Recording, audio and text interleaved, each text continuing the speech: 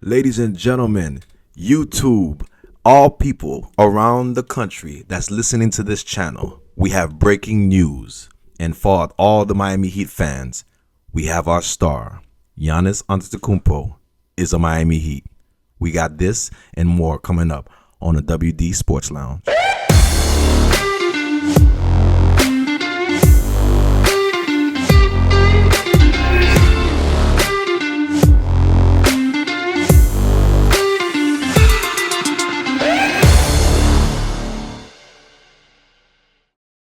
So, for those who were probably sleeping under a rock for the past 24 hours, we have a breaking news that happened overnight, let's say around midnight or so, where Giannis Antetokounmpo and Bobby Portis were traded from the Milwaukee Bucks to the Miami Heat for Tyler Hero and a few draft picks and conditional draft picks and swaps as well.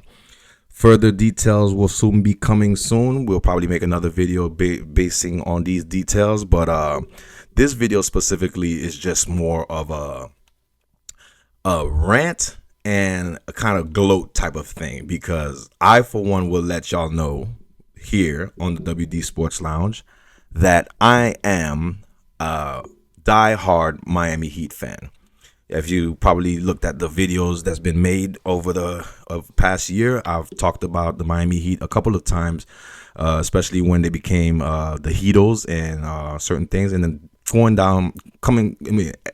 later down the line, we'll have a little bit more videos about the Miami Heat.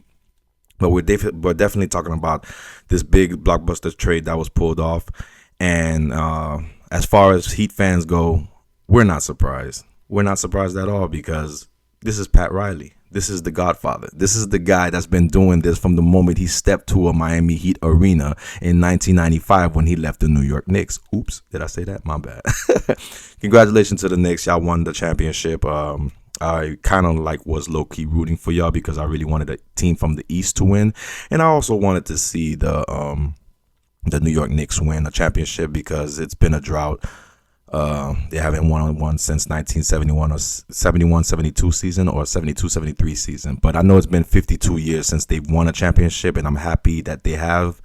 Now, the only team in the professional sports that hasn't won a championship, well, I think in either football, between football and basketball. I'm not sure if there's any other teams that has a longer drought than us, but the next team up to win a Super Bowl will be the Miami Dolphins, because now the Miami Dolphins may be one of the longest tenured franchises that has not won a championship since the early 70s. So like I said, shout outs to the New York Knicks.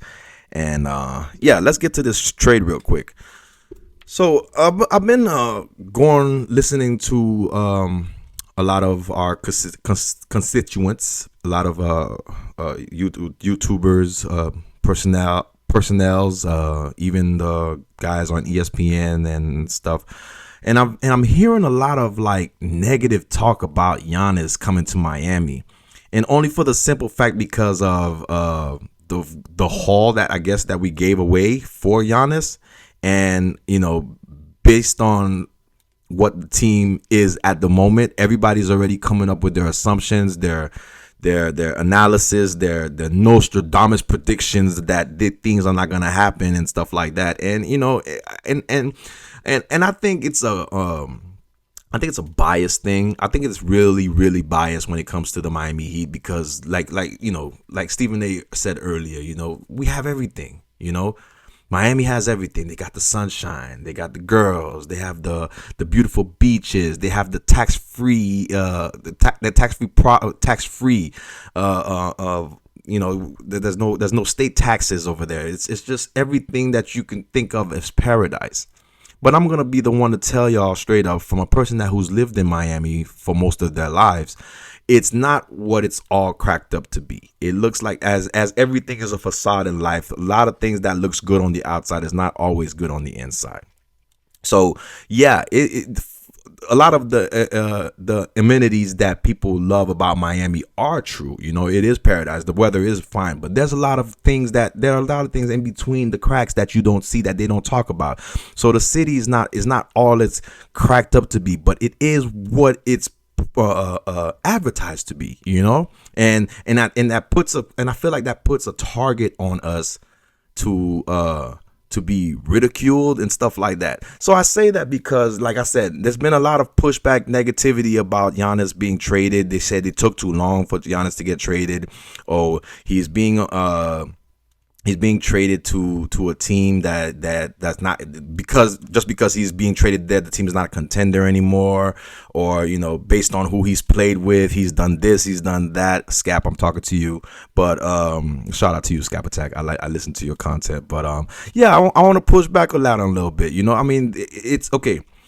The negativity about Giannis coming to Miami is just like baffling to me, because it's like this. I've been around the Miami Heat long enough to see the patterns of certain things that's happened. You know, we've brought stars in, and we've built teams around the stars, and we've either gotten a championship to it, or gotten close to getting a championship to it, or been relevant towards that status.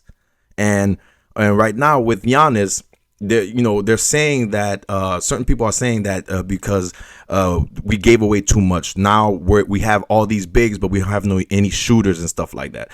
And even based, all right, let's go with this thought process first. For Pat Riley, we know what Pat Riley is capable of doing. We know what Pat Riley's done in the past. We know his reputation. He is the type that's going to build the team around his star player and fill in the voids and the blanks of whatever needs to be filled up for that specific star. Well, okay, even if we were to do that, and you know, there was pushback. All right, like I heard Kendrick Perkins saying, okay, yeah, we're gonna need shooters, we're gonna need people to fill in these blanks, and we're gonna need a deeper bench and stuff like that. But he's asking who's out there. We need a two-way player to play alongside Giannis, and two-way guards, to play against Giannis and Bam. But there's nobody out there. Right. I get it. I get there may not be any all-stars or name recognized player, or, you know, anybody of great service that could help us get to over the hump. But one thing y'all failed to understand, Pat Riley, Eric Spoelstra, and that whole Miami Heat team, that staff, are great at developing how can I say this? I don't want to say under talented, but they know how to squeeze out the most potential from anybody, and that goes from the lowest tier player of the NBA. Because if you're in the NBA, you're not garbage. But when I say lower tier, like the last bench player on the worst team of the NBA, you know, Pat Riley and his team of coaches and staff, they know how to make that player become a star, or a glue piece to make that team work around its star. Case in point, let's go to 2021-2022 season, when we played the Denver Nuggets in the finals. That team, if you look at that team as it was constructed, that team had no business whatsoever to even sniff a playoff berth, more or less, than to be in the NBA finals and actually take a game. We got a gentleman's sweep out of it, but you know, for a Denver team that was poised to win this championship, that should have been a sweep for the type of players that we had. We had Jimmy Butler, and we had a whole bunch of role players, undrafted players, G League players, two-way contract players, and Eric Spoelstra and his staff was able to orchestrate a game plan to have that team play together as a cohesive unit, with Jimmy Butler being the leader, the helm of that. And we were able to take a team like that to the NBA finals. Now, no, I'm not crapping on Jimmy Butler. Jimmy Butler was a great is a great talent, was a great fit for our team, and I wish things would have worked out a little bit better to where he was still with Miami, because I like Jimmy Butler's attitude. I like the type of player he is. I like the fact that he's a dog, and his leadership is beyond exponential. I mean, it's beyond just average. His leadership reminds me of the leadership that Dwayne Wade had when he was with us in his early years, his second year with the Miami Heat. That leadership, that aggressiveness, where he holds all his teammates accountable and stuff like that. He helped the team buy in. They believed in Jimmy. They listened to him and they went and they played hard for him. The problem was we all know Jimmy Butler is a great talent. He was a first round pick, but he was the last player picked in the first round. And that's why he has the chip on his shoulder to be great, because his work ethic is beyond imaginable. Is unexplainable, it's undeniable, his work ethic. And that's what makes him a great player. But when it comes to sheer talent of what it is, when we put Giannis Antetokounmpo and we put Jimmy Butler together, talent-wise, there's no comparison. Like Giannis has way more talent than Jimmy does. So so now let's flip the roles around, where now Giannis is here and he also has an all-star to back up off a big. And even if we were to get certain players that might be available during free agency, during the draft, or whatever it may be, that staff that's in the Miami Heat facility right now, they're already lurking, they're already looking, and they're planning. They're looking at what potential a player have and how they can maximize that potential to make that person either become a serviceable player, a star, or even a superstar. So I believe that everyone has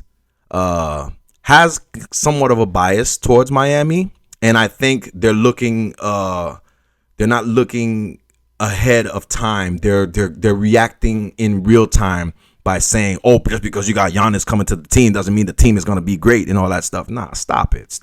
Y'all know Giannis is one of those players. If he is probably the best player still in the NBA right now. You still got Wemby, you got Joker, you got not Dirk, Luka. You have Luka Doncic. You have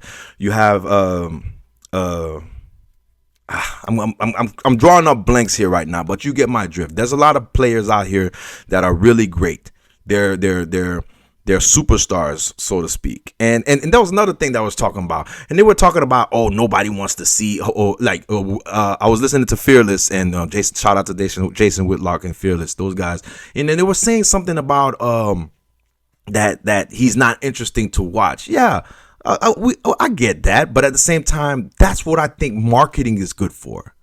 I believe that because, all right, they also made I know I'm ranting. This is what I was saying. I was going to rant, and I'm probably all over the place. But this is what I was saying when I was saying like this. Marketing is everything. Now, with let's give an example. San Antonio Spurs, when they had oh my God, why am I going blank right now? When they had Tim Duncan. When Tim Duncan was playing with the San Antonio Spurs, he won 5 championships, a couple of MVPs, and he still wasn't as celebrated as like a Kobe Bryant or someone of that kind of ilk to be as far as superstar status. Why? Because, he really didn't talk much with the media. He was matter of fact. It was Mr. Fundamental. So, people don't like the fundamentals because it's it's the same thing. Repetition. It's repetition, and it's boring. It's, in hindsight, it's boring. Fundamentals are boring. That's why people don't like to focus on them. They want to do the explosive stuff and stuff. But fundamentals is what's going to help you become efficient on whatever it is that you're doing. So because of that, I think Tim Duncan doesn't get the love that other superstars get because of the flash. I've seen people give more credence to Tracy McGrady over Tim Duncan, and there's no way that Tracy McGrady could sniff Tim Duncan's shoes on a rainy day when it comes to stats, achievements in the NBA. don't get me wrong. Tracy McGrady was great. He was a great scorer. He was a great. He was explosive, and he was out there. But he was. It was all. It was. It was a lot of marketing. It was a lot of hype. It was a lot of talking points when it came to Tracy McGrady. Because at the end of the day, when it came time to put in the work on the court and prove that hype was right, he didn't deliver. And someone like Tim Duncan did, silently, methodically, and fundamentally. So that goes back to Giannis right now. We're going back, take it back to Giannis. Giannis, he has a little bit more of a personality than Tim Duncan did, but at the same time, he's not hyped up like Anthony Davis is, Ant-Man. He's not marketed like a Jalen Brunson. He's not marketed as like Donovan Mitchell or these guys that they're, the American guys basically, that the Jason Tatum. They're not like Giannis is marketed that way, but he may not have the flash and the personality that those guys have. But a lot of that, I think, was based on the market that he was in. Now, Milwaukee and Miami are two different markets when it comes to promotion and pushing someone to where a national audience can gravitate to a certain superstar. With what he was, the sheer talent that he has alone, it helped him get the popularity that he had. Yeah, but why is he not interesting? Because of the vibe where he, you eventually become the environment that you're around. I mean, I've personally never been to Milwaukee. I probably landed there before in the airport, probably a connection flight or something like that. But I've never been to Milwaukee, so I don't know how Milwaukeeans or people from Milwaukee actually, act. But we know from from a social standpoint that it's not really a bright happening, a poppin' city. It's a town. It's a small city, but they're connected to each other. It's a very connected city. They love their sports. They love everything that's going on over there, because there's not really much going over there. It's, due to weather and a lot of things going on. But my point is that market could only have done so much to bring out the personality of Giannis. And with what they were able to bring out, I still think they did a serviceable thing by having him be the superstar that he still considers a superstar. And a lot of that has to do with marketing outside of your play. So even with the marketing that he had as a Milwaukee Buck, I think him being in Miami, that market is going to be completely different, and how he's going to be presented and marketed in the NBA will give him that sense of him being a little bit more exciting, or somebody that you would pay to go see. So that's my pushback on that. And I think maybe the product is getting better. I think right now we need to start building more rivalries again, like how it used to be, and to bring the product back to a watchable standpoint, so we could get that fan base that was watching the NBA from 10 years ago back to watching it again. Because we could say that the 3-point shot, diluted the game. They're calling ticky-tack fouls, all the flopping going on. Yeah, we could talk about all these technical things that's making the game not watchable, not being able to be watched. But the aggressiveness from the new generation that's coming in right now, where not everybody's friendly, there's a rivalry between certain tensions and stuff like that. I like the attitude that Victor Wembanyama is bringing back in. I love the attitude that Ant-Man has. I love those attitudes. I love that attitude. Well, yeah, man, we cool outside the court, but when it comes to the court, we ain't friends. You know what I'm saying? Like Magic and Isaiah Thomas. You know what I'm saying? These guys were best friends to the point where they gave each other an affectionate. They gave each other affection on the court. You know what I'm saying? They gave each other a kiss on the cheek. So there's so much love between them that they showed affection on the court. But when it came down to playing, these guys was ready to fight. And I think now that attitude is starting to come back to the NBA, and it's going to kind of resurrect things in a sense to where it be watchable, because there's tension, there's animosity, and there's rivalry again. So I think that's going to help out But I think in closing, I think a lot of people are just jumping the gun with Giannis Antetokounmpo so far. I'm not saying that that a few people had it right today. Stephen A was saying that he believes Miami Heat will be top 3. I believe so too. Will Miami Heat be a title contender? I'm sure if you're top 3, 9 times out of 10, you're a title contender. Will it be a disappointing season if we don't win the championship or if we don't get to the finals? I think that'd be too fair to